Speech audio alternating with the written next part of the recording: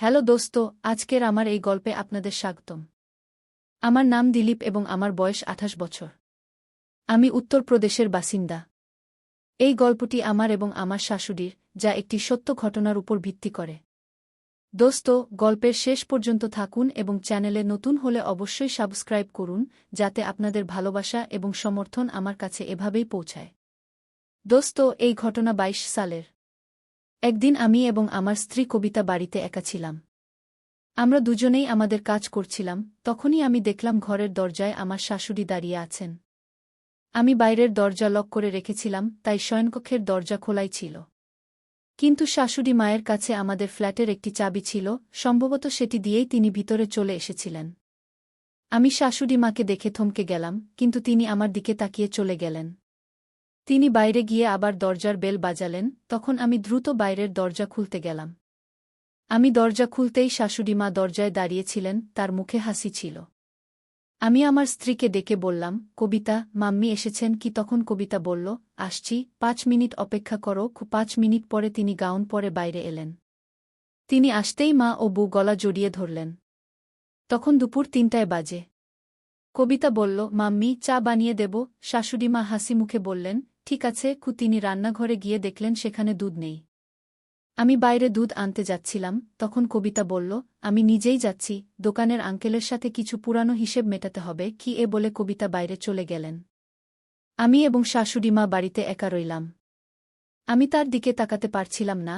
তখন তিনি বললেন, দুঃখিত, আমার এভাবে হঠাৎ আসা উচিত হয়নি। আমি বললাম, কোনো সমস্যা নেই মাম্মি, এটা তো আপনারই বাড়ি। তিনি হালকা হেসে বললেন, লজ্জা পেজো না। আমি কবিতাকে কিছু বলব না। আমরা দুজন চুপচাপ বসে রইলাম। তখনই কবিতা এসে চা বানিয়ে নিয়ে এলেন। কবিতা শাশুড়িমাকে জিজ্ঞাসা করলেন, মাম্মি, আজ হঠাৎ কিভাবে আসা হলো? তখন শাশুড়িমা বললেন যে তিনি আমার শ্বশুরের কিছু সম্পত্তি এবং ব্যাংকের কাজে এসেছেন। কারণ কিছুদিন আগেই আমার শ্বশুরের মৃত্যু হয়েছে, তাই তার যে সম্পত্তি ছিল তা শাশুড়ি মায়ের নামে করতে হবে। এই কাজ কাল আমাকেই শাশুড়ি মায়ের সাথে গিয়ে করতে হবে, তাই শাশুড়ি মা এসেছিলেন। সেই রাতে আমরা খেয়ে দেয়ে ঘুমাতে চলে গেলাম। আমাদের বাড়িতে ২টি ঘর ছিল, যার একটিতে শাশুড়িমা ঘুমালেন এবং অন্যটিতে আমি ও আমার স্ত্রী কবিতা ঘুমালাম। আজ আমি এবং কবিতা চুপচাপ ঘুমিয়ে গেলাম। পরের দিন সারা দেশে লকডাউন লাগল। কেউ কোথাও যেতে পারছিল না। আমাদের অ্যাপার্টমেন্টও করোনার কারণে সিল করে দেওয়া হয়েছিল, আর শাশুড়িমা এখন এখানেই আটকে পড়েছিলেন। শুরুতে ৪-৫ দিন কোনোমতে কেটে গেল, তারপর একঘেয়েমি শুরু হয়ে গেল। আমরা টিভি দেখতাম, মোবাইল দেখতাম। আমি বাড়িতে পুরো কাপড় পরেই থাকতাম, শাশুড়িমা শাড়ি পরতেন, আর কবিতা হালকা কাপড় পরতেন। এখন শাশুড়িমার সামনে আমি আমার স্ত্রীর সাথে কমফোর্টেবল ফিল করতে পারছিলাম না, আমার খুব অদ্ভুত লাগছিল। একদিন শাশুড়িমা যখন বাথরুমে ছিলেন, আমি কবিতাকে পিছন থেকে গিয়ে জড়িয়ে ধরলাম। সে ছটফট করে উঠল আর বলল, পাগল হয়েছ নাকি? মা এখানেই আছে। আমি মুখ বাঁকিয়ে ফিরে এলাম আর কবিতার উপর রাগ করে গেলাম। প্রথমে আমি কিছুক্ষণ ব্যালকনিতে বসে থাকলাম, তারপর ভিতরে ঘরে চলে এলাম। কিছুক্ষণ পর আমি উপরে ছাদে চলে গেলাম, তবুও আমার মন বসছিল না। কবিতা বুঝতে পারছিল যে আমি রাগ করেছি, কিন্তু সে আর কি করতে পারত? পরের দিন সকাল ১০টায় আমি গোসল করে এসে দেখলাম আমার একটি লোয়ার পাওয়া যাচ্ছে না। আমি কবিতাকে অনেক ডাকলাম, কিন্তু সে আসল না। তখন আমি তোয়ালে জড়িয়েই বাইরে এলাম আর শাশুড়িমার সামনেই কবিতাকে কোলে তুলে নিয়ে বেডরুমে নিয়ে গেলাম। কবিতা চিৎকার করতে লাগল, এ কি বদমাইশি! তুমি কি করছ? পাগল হয়েছ নাকি? মা দেখছে, কিন্তু আমি তার একটি কথাও শুনলাম না। বেডরুমে নিয়ে গিয়ে আমি তাকে বললাম, তোমার কানে যায় না? আমি কতক্ষণ থেকে ডাকছি। আমার লোয়ার পাওয়া যাচ্ছে না। তখন সে সরি বলল আর আলমারি থেকে আমার লোয়ার বের করে দিল। কিছুক্ষণ পর আমরা দুজনেই বাইরে এলাম, তখন শাশুড়িমা কিছুটা বিচলিত হয়ে টিভি দেখছিলেন। আমিও তার সামনে বসে টিভি দেখতে লাগলাম। তখনই আমার নজর শাশুড়িমার উপর পড়ল, তিনি আমার দিকে তাকিয়ে আস্তে আস্তে হাসছিলেন। এটা দেখে আমার অদ্ভুত লাগল। জানি না কিভাবে হঠাৎ আমি শাশুড়িমাকে জিজ্ঞেস করলাম, কেন মাম্মিজি, আমার ব্যাপারে কি ভাবছেন? তখনই কবিতা আমার পিছনে এসে বলল, এ কি বদমাইশি দিলীপ!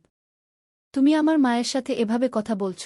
আমি তখন কথা পাল্টে বললাম, আরে মাম্মিজি, আমার মানে ছিল, দেখুন, আমার এত শক্তি আছে যে আমি আপনার মেয়েকে তুলে নিতে পারি।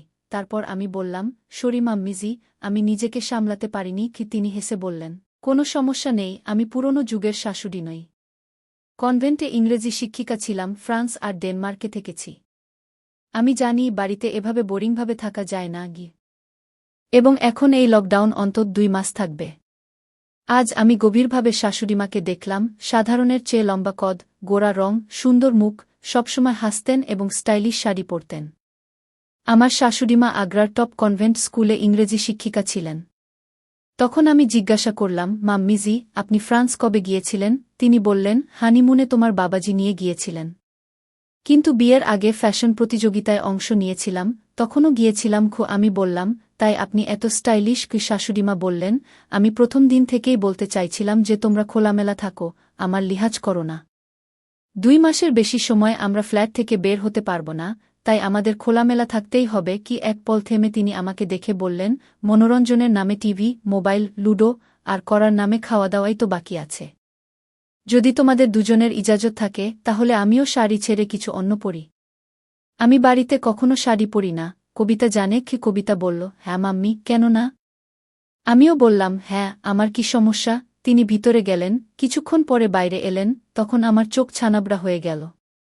কারণ শাশুড়িমা একটি মিনি স্কার্ট পরেছিলেন, যা হাঁটু পর্যন্ত ছিল। এটা দেখে আমি ভাবতে লাগলাম, শাশুড়িমা এই বয়সেও এসব পরেন? আমার গলায় কিছু আটকে গেল, আমি কিছু বলতে পারছিলাম না। তিনি এসে আমাদের দুজনের সামনে দাঁড়িয়ে বললেন, এখন রিল্যাক্স লাগছে? আমি শাড়ি পরতে পরতে ক্লান্ত হয়ে গিয়েছিলাম। তখন কবিতা বলল, মাম্মি বাড়িতে এই ড্রেসেই থাকে, কেউ এলে মাঝে মাঝে শাড়ি পরে। শাশুড়িমা হেসে বললেন, কি হলো, শখ হলো দামাজ্জি? আমি কিছু বললাম না। এখন আমাদের জীবন প্রতিদিন এমনই চলছিল। তখন হঠাৎ একদিন আমাদের বাড়িতে করোনা টিম এল। পুরো সোসাইটিতে কেস বাড়ছিল, তাই আমাদের চেকিং হলো এবং কবিতাকে করোনা পজিটিভ বলা হলো। আমাদের সোসাইটির বাইরেই একটি অস্থায়ী করোনা হাসপাতাল চালু করা হয়েছিল, তাই কবিতাকে সেখানে যেতে হলো।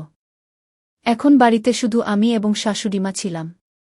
দুপুরে কবিতাকে সেখানে নিয়ে গিয়েছিলাম, তাই সন্ধ্যায় আমি বিচলিত হয়ে বসেছিলাম। শাশুড়িমা আমার জন্য কফি নিয়ে এসে বললেন, বিচলিত হবেন না, ডাক্তার বলেছেন লক্ষণ হালকা, শুধু 14 দিন রাখবেন, তারপর বাড়ি পাঠিয়ে দেবেন। তিনি তখনও শাড়িতে ছিলেন। আমরা রাত 8টায় ডিনার করলাম এবং তারপর আমি টিভি দেখতে শুরু করলাম। ঠিক তখনই শাশুড়িমা নাইটি পরিধান করে হল রুমে এলেন। তিনি আমার কাছ থেকে রিমোট নিয়ে একটি মুভি চালু করলেন। 10 মিনিট পরেই সেই ফিল্মে রোমাঞ্চকর দৃশ্য আসতে শুরু করল, যা দেখে আমি উঠে আমার রুমে চলে গেলাম, কারণ কবিতার কারণে আমার মুড খারাপ ছিল। আমি বুঝতেই পারিনি কখন ঘুমিয়ে পড়লাম। যখন সকালে আমি চোখ খুললাম, তখন দেখলাম শাশুড়িমা আমার বিছানায় ঘুমাচ্ছেন। এটি দেখে আমি হতবাক হয়ে গেলাম এবং ভাবতে শুরু করলাম যে শেষ পর্যন্ত শাশুড়িমা কখন এখানে এসে ঘুমালেন এবং কেন। এমন সময় শাশুড়িমাও তার চোখ খুললেন এবং বললেন, উঠে পড়ুন জামাইবাবু। আমি বললাম, মাম্মিজি, আপনি এখানে আমার বিছানায় কি করছেন? তিনি বললেন, বেটাজি, এখানে ঘুমানো আমার মজবুরি ছিল, কারণ আপনি সারারাত ঘুমের মধ্যে কবিতা কবিতা বলছিলেন, যার আওয়াজ আমার রুম পর্যন্ত পৌঁছাচ্ছিল। তাই মজবুর হয়ে আমাকে এখানে এসে ঘুমাতে হয়েছে। শেষ পর্যন্ত আপনি আমার মেয়ের স্বামী, আপনি তার কতটা খেয়াল রাখেন, তার চোখে কখনো অশ্রু পর্যন্ত আসতে দেন না। তাই আমি আপনার জন্য এতটুকু তো করতে পারি। যখন সে এখানে নেই, তখন আপনার খেয়াল রাখা আমার ফরজ হয়ে দাঁড়ায়। আমি আপনাকে এমন অবস্থায় দেখতে পারিনি, তাই আমার মেয়ের খাতিরে আমাকে এটি করতে হয়েছে। তার চেহারায় আপনত্বের ভাব স্পষ্ট ফুটে উঠছিল এবং তিনি খুবই খুশি লাগছিলেন। কিছুক্ষণ পর আমরা উঠলাম এবং গোসল সেরে আমার স্ত্রী কবিতার সাথে দেখা করতে চলে গেলাম। তার সাথে দেখা করে আসার পর আমরা একসাথে খাবার খেলাম এবং সারাদিন বাড়িতে প্রচুর মজা করলাম। রাতের খাবারের পর শাশুড়িমা আজ আবার আমার সাথেই ঘুমিয়ে পড়লেন। যতদিন পর্যন্ত আমার স্ত্রী বাড়ি ফিরে না এল, ততদিন শাশুড়িমা প্রতিদিন আমার রুমেই ঘুমাতেন এবং আমার খুব খেয়াল রাখতেন। যখন আমার স্ত্রী ফিরে এল, তখন আমি তাকে সবকিছু বললাম এবং সে খুব খুশি হল এবং তার মাকে আমার খেয়াল রাখার জন্য ধন্যবাদ জানাল।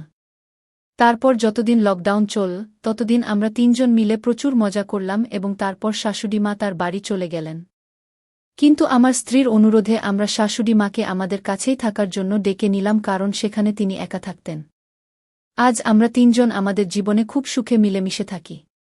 তাই বন্ধুরা, এটা ছিল আমাদের আজকের গল্প। আপনি এই গল্পটি কেমন লাগলো কমেন্ট করে নিশ্চয়ই জানাবেন। যদি গল্পটি পছন্দ হয় তবে এটি লাইক করুন এবং আপনার বন্ধুদের সাথে শেয়ার করুন। ভবিষ্যতেও এমন রোমাঞ্চকর গল্পের জন্য আমাদের চ্যানেল সাবস্ক্রাইব করুন এবং বেল আইকন প্রেস করতে ভুলবেন না যাতে আপনি আমাদের কোনো গল্প মিস না করেন। ধন্যবাদ।